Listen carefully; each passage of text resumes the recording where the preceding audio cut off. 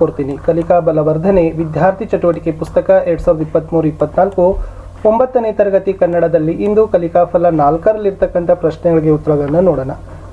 ದಯಮಾಡಿ ವಿಡಿಯೋನ ಲೈಕ್ ಮಾಡಿ, ನಿಮ್ಮ ಫ್ರೆಂಡ್ ಸರ್ಕಲ್ಗೆ ಶೇರ್ ಮಾಡಲಿಕ್ಕೆ ಮರೆಯದಿರಿ. ಫಸ್ಟ್ ಟೈಮ್ ವಾಚ್ ಮಾಡ್ತಿದ್ರೆ ಸಬ್ಸ್ಕ್ರೈಬ್ ಜೊತೆಗೆ ಬೆಲ್ ಐಕಾನನ್ನು ಅವಶ್ಯವಾಗಿ ಒತ್ತಿ. ಮೊದಲ 3 ಕಲಿಕಾ ಫಲಗಳ ಉತ್ತರ ನೋಡದೇ ಇದ್ದರೆ ಅದರ ಲಿಂಕನ್ನು ಸಹಿತ ಡಿಸ್ಕ್ರಿಪ್ಷನ್ ಬಾಕ್ಸ್ನಲ್ಲಿ ಹಾಕಿದ್ದೀನಿ. ಜೊತೆಗೆ ನಾವು 9ನೇ ತರಗತಿಯ ಕನ್ನಡದ ಜೊತೆಗೆ ಸಮಾಜ ವಿಜ್ಞಾನ, ವಿಜ್ಞಾನ ಮತ್ತು ಹಿಂದಿ ಒಟ್ಟು 4 ವಿಷಯಗಳಲ್ಲಿ 9th ವಿಡಿಯೋಗಳನ್ನು ಪೋಸ್ಟ್ ಮಾಡ್ತಾ ಇದ್ದೀವಿ. ಡಿಸ್ಕ್ರಿಪ್ಷನ್ ಬಾಕ್ಸ್ನಲ್ಲಿ ನಾನು ಪ್ಲೇಲಿಸ್ಟ್ ಲಿಂಕನ್ನು ಸಜೆಸ್ಟ್ ಮಾಡಿದ್ದೀನಿ, ಅವುಗಳನ್ನು ನೋಡಿ. ಕಲಿಕಾ ಫಲ 4 ಚಟುವಟಿಕೆ 1 ಸಂಧಿ ಪದಗಳನ್ನು ಗುರುತಿಸೋಣ. ಸೊ ಪಠ್ಯ 1 ಮತ್ತು ಪಠ್ಯ 2 ಅಂತ ಕೊಟ್ಟಿದ್ದಾರೆ. ಸೊ ಕೆಳಗಡೆ ಕೊಟ್ಟಿದ್ದಾರೆ ಪಠ್ಯ 1 ಮತ್ತು ಪಠ್ಯ 2 ಓದಿ ಪದ ರಚನೆಯನ್ನು ಗಮನಿಸಿ ಮತ್ತು ವ್ಯತ್ಯಾಸಗಳನ್ನು ಪಟ್ಟಿ ಮಾಡಿ ಅಂತ ಕೇಳಿದ್ದಾರೆ. ಇಲ್ಲಿ ಪಠ್ಯ 1ರಲ್ಲಿದೆ. ಸೊ ಪಠ್ಯ 2ರಲ್ಲಿ ಇರ್ತಕ್ಕಂಥದ್ದು ಪದ ರಚನೆಗಳು ಇದ್ದಾವೆ. ಅಲ್ಲಿ ದೇವರಿಗೆ ಬರೆದಿದ್ದಾರೆ, ದೇವರು ಪ್ಲಸ್ ಹೀಗೆ, ಓಡಾಡಿಸಿ, ಓಡಿ ಆಡಿಸಿ, ಬಸವನನ್ನು, ಬಸವ ಅನ್ನು, ಹುಲಿದೊಗಲನ್ನು, ಹುಲಿದೊಗಲು ಅನ್ನು, ರಸ್ತೆಯಲ್ಲಿ, ರಸ್ತೆ ಅಲ್ಲಿ, ಜೊತೆಯಲ್ಲಿ, ಜೊತೆ ಅಲ್ಲಿ, ಕರ್ಪೂರವನ್ನು, ಕರ್ಪೂರ ಅನ್ನು ಅಂತಕ್ಕದ್ದನ್ನು ಕೊಟ್ಟಿದ್ದಾರೆ. ಸೊ ಪದ ರಚನೆಗಳನ್ನು ಗಮನಿಸಿ ಅವುಗಳ ವ್ಯತ್ಯಾಸಗಳನ್ನು ನೋಡಬೇಕಾಗಿತ್ತು. ಎಸ್, ಇಷ್ಟು ಮೊದಲ ಪ್ರಶ್ನೆ ಉತ್ತರ ಇತ್ತು. ಇನ್ನು ಸೆಕೆಂಡ್ಗೆ ಹೋಗೋಣ. ಎರಡೂ ಪಠ್ಯಗಳು ಒಂದೇ ಆದರೂ ಯಾವ ಪಠ್ಯ ಓದಲು ಅರ್ಥ ಮಾಡಿಕೊಳ್ಳಲು ಸುಲಭವಾಗಿದೆ ಏಕೆ? ನೋಡಿ, ಮೊದಲ ಪಠ್ಯ ಓದಲು ತುಂಬಾ ಸರಳವಾಗಿದೆ. ಏಕೆಂದರೆ ಗ್ರಹಿಕೆ ಬೇಗ ಆಗ್ತದೆ. ಅಂದರೆ ನಾವು ಏನು ತಿಳ್ಕೊಬೇಕಾಗ್ತದಲ್ಲ, ಅರ್ಥಗ್ರಹಣ ಅಂತೀವಿ.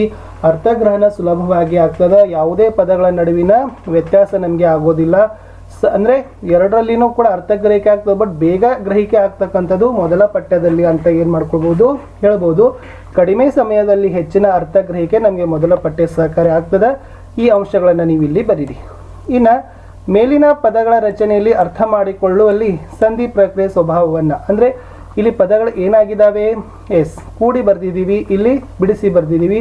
ಈ ಬಿಡಿಸಿ ಬರೆದಿರ್ತಕ್ಕಂಥ ಪದಗಳಲ್ಲಿ ಏನಾಗ್ತದೆ, ಸಂಧಿ ಆಗ್ತದ ಅನ್ನೋದನ್ನು ನೀವೇನು ಮಾಡಬೇಕಾಗಿತ್ತು, ಎಸ್ ಅಲ್ಲಿ ವಿವರಣೆಯನ್ನು ಹೇಳಬೇಕಿತ್ತು. ಎಸ್, ಮುಂದಿನ ಪ್ರಶ್ನೆ ಹೋಗೋಣ.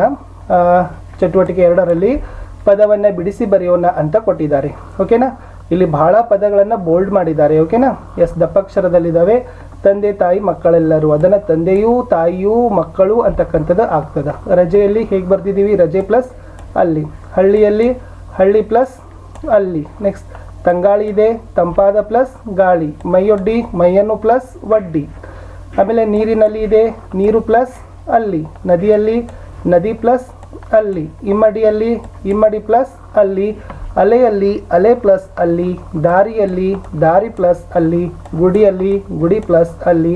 ಪ್ರಸಾದವನ್ನುಂಡು ಪ್ರಸಾದವನ್ನು ಪ್ಲಸ್ ಉಂಡು.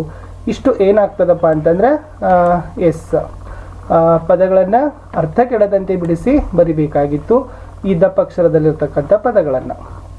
ಚಟುವಟಿಕೆ 3 ಸಂಧಿ ಪ್ರಕ್ರಿಯೆಯನ್ನು ಅರ್ಥ ಮಾಡಿಕೊಳ್ಳೋಣ. ಸಂಧಿ ಪ್ರಕ್ರಿಯೆಯನ್ನು ಗುರುತಿಸಿ ಬರೆಯೋಣ.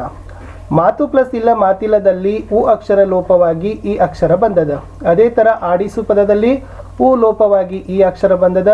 ನಿನಗಲ್ಲದೇದಲ್ಲಿ ಎ ಲೋಪವಾಗಿ ಅ ಅಕ್ಷರ ಬಂದಿದೆ. ಜಗದಗಲದಲ್ಲಿ ಅ ಲೋಪವಾಗಿ ಅ ಅಕ್ಷರ ಬಂದಿದೆ.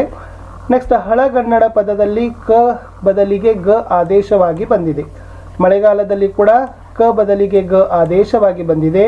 ಬೆಟ್ಟದ ಅವರೆ ಪದದಲ್ಲಿ ತ ಬದಲು ದ ಆದೇಶವಾಗಿ ಬಂದಿದೆ.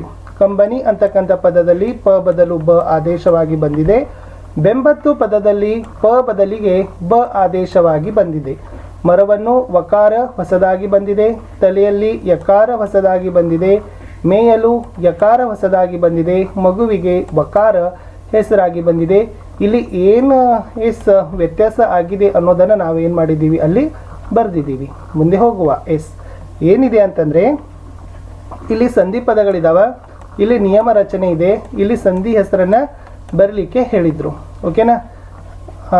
ಸೊ ಅದನ್ನು ಏನಿದೆ ಅನ್ನೋದನ್ನು ನಾನು ನಿಮಗೆ ತೋರಿಸ್ತೀನಿ.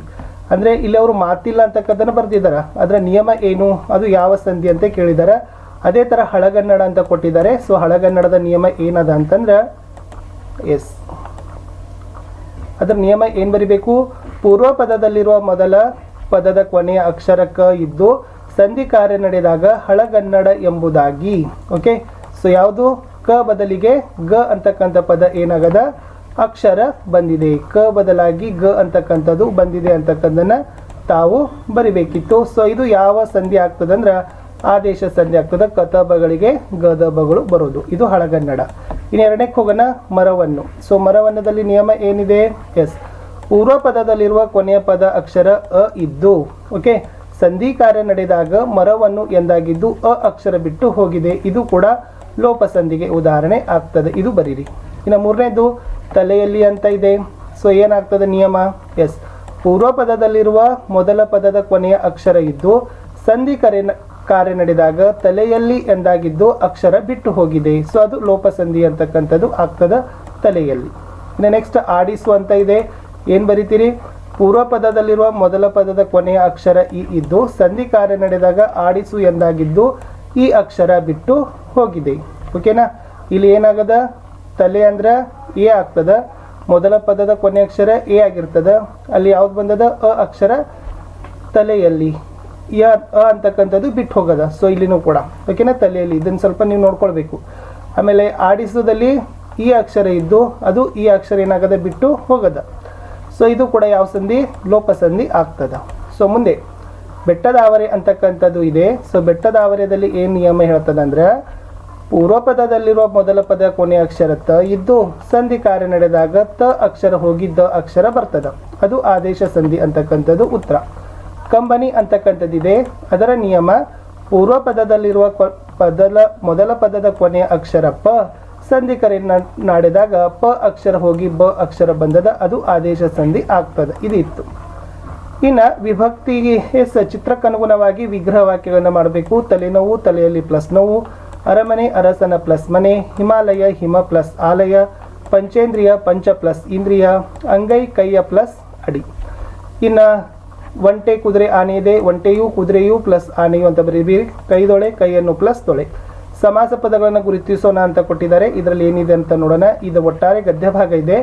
ಏನು ದಪ್ಪಕ್ಷರ ಇದಾವಲ್ಲ ಇವೆಲ್ಲ ಏನಿದಾವಪ್ಪ ಅಂದ್ರೆ ಸಮಾಸ ಪದಗಳೇನೆ ಆಗ್ತಾವೆ. ದಪ್ಪಕ್ಷರ ಬೋಲ್ಡ್ ಮಾಡಿರ್ತಕ್ಕಂಥದ್ದು. ಇಲ್ಲಿನೂ ಕೂಡ ಪದಗಳನ್ನು ಅಲ್ಲಿನ ಈ ಪದಗಳನ್ನು ತೊಗೊಂಡಿಲ್ಲಿ ಬರಿಬೇಕು. ಆಮೇಲೆ ಇಲ್ಲಿ ವಿಗ್ರಹ ಮಾಡಬೇಕು, ಬಿಡಿಸಿ ಬರಿಬೇಕು. ಅಲ್ಲಿ ಯಾವ ಅಂಶ ಪ್ರಕ್ರಿಯೆ ಆಗಿದೆ ಅನ್ನೋದನ್ನು ಹೇಳಬೇಕು. ಸೊ ಫಸ್ಟ್ ಹೆಮ್ಮರ ನೋಡೋಣ. ನಾನು ಹೆಮ್ಮರದ ಬಗ್ಗೆ ಹೇಳ್ತೀನಿ. ಎಸ್, ಇದನ್ನು ಬಿಡಿಸಿ ಬರೆದಾಗ ಏನಾಗ್ತದೆ? ಹಿರಿದಾದ ಪ್ಲಸ್ ಮರ. ಅಲ್ಲಿ ಪೂರ್ವೋತ್ತರ ಪದಗಳು ನಾಮಪದಗಳಾಗಿದ್ದು ಪೂರ್ವ ಪದದ ಅಂತ್ಯದಲ್ಲಿ ವಿಭಕ್ತಿ ಪ್ರತ್ಯಯಗಳಿದ್ದು ಉತ್ತರ ಪದದ ಅರ್ಥ ಪ್ರಧಾನವಾಗಿರ್ತದೆ ಅಂತ ಬರೀರಿ. ಇನ್ನು ನೆಕ್ಸ್ಟ್ ಏನದಂತಂದ್ರೆ ಕೆಂದಾವರೆ ಅಂತಕ್ಕಂಥದ್ದು ಇದೆ. ಅದನ್ನು ಬಿಡಿಸಿ ಬರೆದಾಗ ಕೆಂಪಾದ ಪ್ಲಸ್ ತಾವರೆ. ಅಲ್ಲಿ ಪೂರ್ವೋತ್ತರ ಪದಗಳು ಲಿಂಗ, ವಚನ, ವಿಭಕ್ತಿಗಳಿಂದ ಸಮಾನವಾಗಿದ್ದು ಎಸ್ ಗುಣವಾಚಕ ಸಂಬಂಧದಿಂದ ಕೂಡಿದೆ ಅನ್ನೋದನ್ನು ಬರಿಬೇಕಿತ್ತು. ಇನ್ನು ಕಂದೆರೆ ಅಂತಕ್ಕಂಥದ್ದಿದೆ. ಸೊ ಕಂದೆರೆದಲ್ಲಿ ಏನಿದೆ ಅಂತಂದರೆ ಎಸ್ ಕಣ್ಣನ್ನು ಪ್ಲಸ್ ತೆರೆ. ಬಿಡಿಸಿ ಬರೆದಾಗ ಪೂರ್ವ ಪದ ಅಂಶವಾಚಕವಾಗಿಯೂ ಉತ್ತರ ಪದ ಅಂಶವಾಚಕವಾಗಿದ್ದು ಪೂರ್ವ ಪದದ ಅರ್ಥ ಪ್ರಧಾನವಾಗಿದೆ ಅಂತದ್ದನ್ನು ಬರಿಬೇಕು. ಮುಕ್ಕನ್ನ ಇದೆ. ಸೊ ಮುಕ್ಕನ್ನದಲ್ಲಿರ್ತಕ್ಕಂಥದ್ದು 3 ಪ್ಲಸ್ ಕಣ್ಣುಗಳುಳ್ಳವ 2 ಅಥವಾ ಹೆಚ್ಚು ಪದಗಳು ಸೇರಿ ಆ ಪದದ ಅರ್ಥ ಮುಖ್ಯವಾಗದೆ ಬೇರೊಂದು ಪದ ಪ್ರಧಾನವಾಗಿರ್ತದೆ. ಇನ್ನು ನೆಕ್ಸ್ಟ್ ತಂಗಾಳಿ ಇದೆ. ಅದನ್ನು ಬಿಡಿಸಿ ಬರೆದಾಗ ತಂಪಾದ ಗಾಳಿ ಆಗ್ತದೆ. ಅಲ್ಲಿ ಸಹಿತ ಪೂರ್ವೋತ್ತರ ಪದಗಳು ಲಿಂಗವಚನ ವಿಭಕ್ತಗಳಿಂದ ಸಮಾನವಾಗಿದ್ದು ವಿಶೇಷ ಸಂಬಂಧದಿಂದ ಕೂಡಿರ್ತದೆ. ಈ ಮನೆ ಇದೆ. ಅದನ್ನು ಬಿಡಿಸಿದಾಗ ಈ ಮನೆ ಅಂತಲೇ ಆಗ್ತದೆ. ಪೂರ್ವ ಪದ ಸರ್ವನಾಮ ಕೃದಂತಗಳಲ್ಲಿ ಒಂದಾಗಿದ್ದು ಉತ್ತರ ಪದದಲ್ಲಿ ನಾಮಪದ ಇರ್ತದೆ. ಅದರಿಂದ ಕೂಡಿರ್ತಕ್ಕಂಥ ಸಮಾಸವೇ ಯಾವ ಸಮಾಸ ಅದು ನೀವು ಹೇಳಬೇಕು. ಇನ್ನು ಇದೇ ಮೇಲಿನ ಸಮಾಸ ಪದಗಳನ್ನು ಇಲ್ಲಿ ಬಿಡಿಸಿ ಬರಿತೀರಿ. ಅದರ ನಿಯಮಗಳನ್ನು ಬರೆದು ಅದು ಯಾವ ಸಮಾಸ ಅನ್ನೋದನ್ನು ಹೇಳಬೇಕಾಗಿತ್ತು. ಸೊ ನಾನು ಫಸ್ಟ್ ತೊಗೊಂಡಿದ್ದೀನಿ ಹಿರಿದಾದ ಮರ. ಇಲ್ಲಿ ಪೂರ್ವ ಪದ ಮೊದಲ ಪದದ ಕೊನೆಯ ಅಕ್ಷರದಲ್ಲಿ ವಿಭಕ್ತಿ ಪ್ರತ್ಯಯ ಇದ್ದು ಉತ್ತರ ಪದ ನಾಮಪದವಾಗಿದ್ದು ಸಮಾಸ ಪದವಾಗಿರುವ ವಿಭಕ್ತಿ ಪದವೇ ಅದುವೇ ತತ್ಪುರುಷ ಸಮಾಸ ಅಂತಕ್ಕದ್ದನ್ನು ನೀವೇನು ಮಾಡಬೇಕಾಗಿತ್ತು? ಬರಿಬೇಕಿತ್ತು. ಇನ್ನು ಎರಡನೇ ಪದ ಬರೀರಿ. ಕೆಂಪಾದ ತಾವರೆ ಬರೀರಿ. ಇಲ್ಲಿ ಎಸ್ ಕೆಂಪಾದ ತಾವರೆ. ಅಲ್ಲಿ ನಿಯಮ ಏನು ಬರೀಬೇಕು? ಪೂರ್ವೋತ್ತರ ಪದಗಳು ಲಿಂಗ, ವಚನ, ವಿಭಕ್ತಿಗಳ ಸಮಾನವಾಗಿದ್ದು ವಿಶೇಷ ಸಂಬಂಧ ಕೂಡಿರ್ತವೆ. ಅದು ಕರ್ಮಧಾರೆಯ ಸಮಾಸ. ಸೊ ಮುಂದೆ ಏನು ಬರೀತಕ್ಕಂಥದ್ದು? ಕಂದೆರೆ ಬರೀರಿ, ಅಂದರೆ ಕಣ್ಣನ್ನು ತೆರೆ. ಪೂರ್ವ ಪದ ಮತ್ತು ಉತ್ತರ ಪದಗಳು ಅಂಶವಾಚಕವಾಗಿದ್ದು ಪೂರ್ವ ಪದದ ಅರ್ಥವೇ ಪ್ರಧಾನ. ಅದು ಅಂಶಿ ಸಮಾಸ. ಇನ್ನು 3 ಕಣ್ಣುಗಳುಳ್ಳವ 2 ಅಥವಾ ಹೆಚ್ಚು ಪದಗಳು ಸೇರಿ ಸಮಾಸವಾಗಿದ್ದು ಆ ಪದಗಳ ಅರ್ಥ ಮುಖ್ಯವಾಗದೆ ಬೇರೊಂದು ಪದದ ಅರ್ಥ ಪ್ರಧಾನ. ಅದು ಬಹುರ್ವಿಹಿ ಸಮಾಸ ಅಂತಕ್ಕಂಥದ್ದು ಆಗ್ತದೆ. ನೆಕ್ಸ್ಟ್ ತಂಪಾದ ಗಾಳಿ. ಅಲ್ಲಿ ನಿಯಮ ಇತ್ತು, ಪೂರ್ವ ಪದದ ಕೊನೆಯ ಅಕ್ಷರದಲ್ಲಿ ವಿಭಕ್ತಿ ಪ್ರತ್ಯಯವಿದ್ದು ಉತ್ತರ ಪದದ ನಾಮಪದವಾಗಿದ್ದು ಸಮಾಸ ಪದವಾಗುವಾಗ ವಿಭಕ್ತಿ ಪದ ಬಿಟ್ಟು ಹೋಗ್ತದೆ, ಅದು ತತ್ಪುರುಷ ಸಮಾಸ. ಲಾಸ್ಟ್ ಈ ಮನೆ ಪೂರ್ವ ಪದ ಸರ್ವನಾಮ ಕೃದಂತಗಳಲ್ಲಿ ಒಂದಾಗಿದ್ದು ಉತ್ತರ ಪದದಲ್ಲಿರುವ ನಾಮಪದದ ಜೊತೆಗೆ ಕೂಡಿ ಆಗುವ ಸಮಾಸವೇ ಅದು ಗಮಕ ಸಮಾಸ ಅಂತಕ್ಕಂಥದ್ದನ್ನು ಬರಿಬೇಕಿತ್ತು. ಇನ್ನು ಇಲ್ಲಿ ಒಂದು ಗದ್ಯ ಭಾಗ ಇದೆ, ಅಂದರೆ ಕತೆ ಇದೆ. ಈ ಕಥೆಯನ್ನು ಓದಿದ ಮೇಲೆ ಇರ್ತಕ್ಕಂಥದ್ದು ಏನು ಮಾಡಬೇಕಿತ್ತು, ವಿಭಕ್ತಿ ಪ್ರತ್ಯಯಗಳನ್ನು ಯಾವ ನಾಮಪದ ಮತ್ತು ಯಾವ ಕಾರಕಾರ್ಥ ಅನ್ನೋದನ್ನು ಬರಿಬೇಕಿತ್ತು. ನೋಡಿ, ಅಲ್ಲಿ ಮಗಳು ಅಂದರೆ ಕರ್ತೃ ಅರ್ಥ ಬೇರೆ, ಆಸೆಯನ್ನು ಕರ್ಮಾರ್ಥ, ತಂದೆಯಿಂದ ಕರಣಾರ್ಥ, ಕೊಟ್ಟಿಗೆ ಸಂಪ್ರದಾನ, ಪರಿಶ್ರಮದ ದೆಸೆಯಿಂದ ಅಪಾದಾನ, ಯುವತಿಯ ಸಂಬಂಧ, ಭೂಮಿಯಲ್ಲಿ ಅಧಿಕರಣ ಅಂತ ಬರೀರಿ. ಲಾಸ್ಟ್ ನಿಮ್ಮ ಯಾವುದೇ ಒಂದು ಪಾಠದ ಗದ್ಯಭಾಗ ಆರಿಸಿಯಲ್ಲಿರೋ ವಿಭಕ್ತಿ ಪದಗಳನ್ನು ಬರಲಿಕ್ಕೆ ಹೇಳಿದ್ದಾರೆ. ನಾನಿಲ್ಲಿ ಬರೆದಿದ್ದೀನಿ, ಶಿಕ್ಷಣ ಜೀವನದ ಅವಿಭಾಜ್ಯ ಅಂಗ, ಅದು ಮಾನವನನ್ನ ಪರಿಪೂರ್ಣತೆ ಮತ್ತು ಸಂಸ್ಕೃತಿಯತ್ತ ಒಯ್ಯುವ ಸಾಧನ ಮಾರ್ಗ. ಇಲ್ಲಿ ಶಿಕ್ಷಣವು ಅದೇ, ಅಂದರೆ ಪ್ರಥಮವು ಬಂದದ, ಮಾನವನನ್ನು ದ್ವಿತೀಯ ಅನ್ನು, ಜೀವನದ ಷಷ್ಠಿ ಈ ಥರ ತಾವುಗಳು ಕೂಡ ಏನು ಮಾಡ್ಬೋದು, ಬರಿಬೋದು. ಇಷ್ಟಿತ್ತು 9ನೇ ತರಗತಿಯ 4ನೆಯ ಕಲಿಕಾ ಫಲದ ಪ್ರಶ್ನೆಗಳಿಗೆ ಉತ್ತರಗಳನ್ನ. ಸೊ ದಯಮಾಡಿ ವಿಡಿಯೋನ ಲೈಕ್ ಮಾಡಿ ಹಾಗೂ ನಿಮ್ಮ ಫ್ರೆಂಡ್ ಸರ್ಕಲ್ಗೆ ಶೇರ್ ಮಾಡಲಿಕ್ಕೆ ಮರೆಯದಿರಿ. ಫಸ್ಟ್ ಟೈಮ್ ವಾಚ್ ಮಾಡ್ತಿದ್ರೆ ಸಬ್ಸ್ಕ್ರೈಬ್ ಜೊತೆಗೆ ಬೆಲ್ ಐಕಾನನ್ನು ಅವಶ್ಯವಾಗಿ ಒತ್ತಿ. ಸಮಾಜ ವಿಜ್ಞಾನ, ಹಿಂದಿ ಮತ್ತು ವಿಜ್ಞಾನದಲ್ಲಿನೂ ಕೂಡ ನಮ್ಮ ವಿಡಿಯೋಗಳಿದ್ದಾವೆ.